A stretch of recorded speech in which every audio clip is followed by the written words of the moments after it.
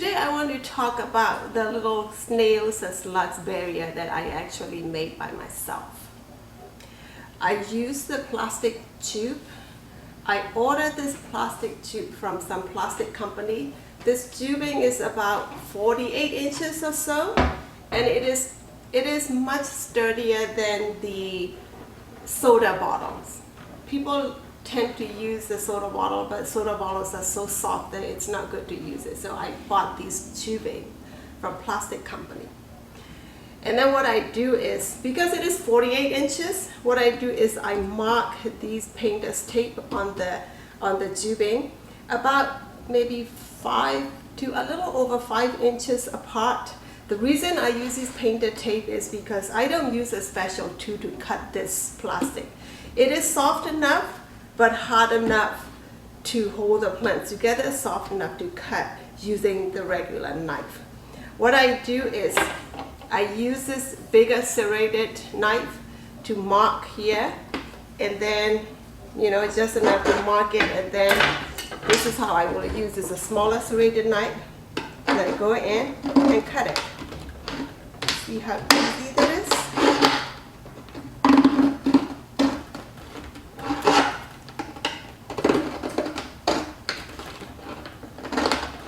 So you get the idea.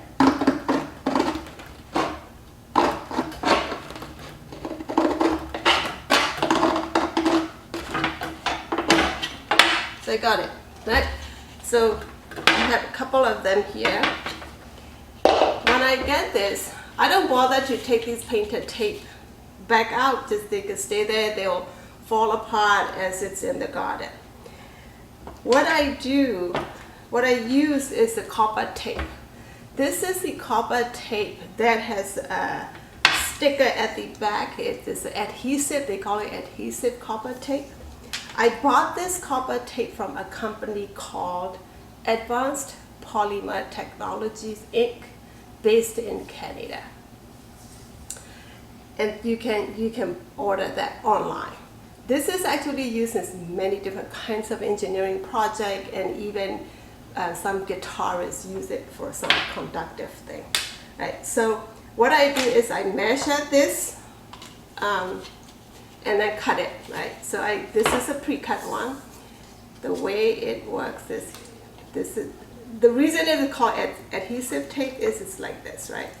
So the way I'm going to put on this piece is, I'm not going to put it in the middle. I'm going to put it a little bit closer to one of the ends, because if I put it there, right here, I'm going to put it here. I'll tell you why I put it there. So I will start to roll it.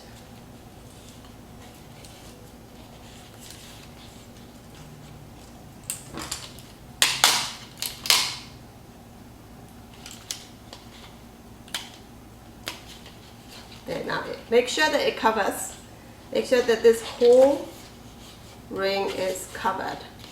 So in this way, when I put the plants in the ground, and when I put this around the little individual plant, about this much is going to go into the soil, so you still have enough room, high enough that the snails and slugs cannot crawl over this and go into the plant in there.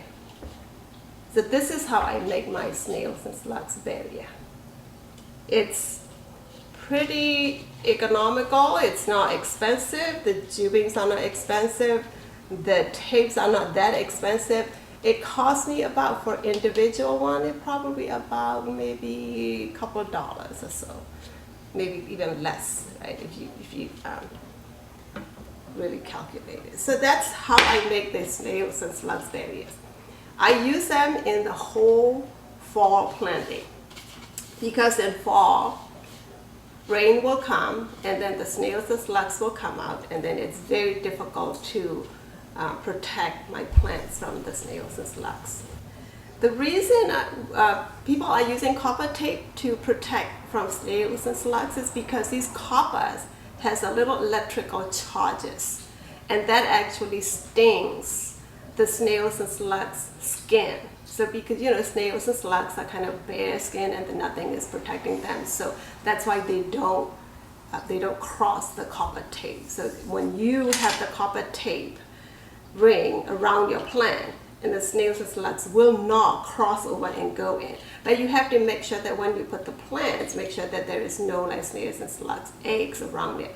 I will have another video how to actually use to put the fall plants in the garden.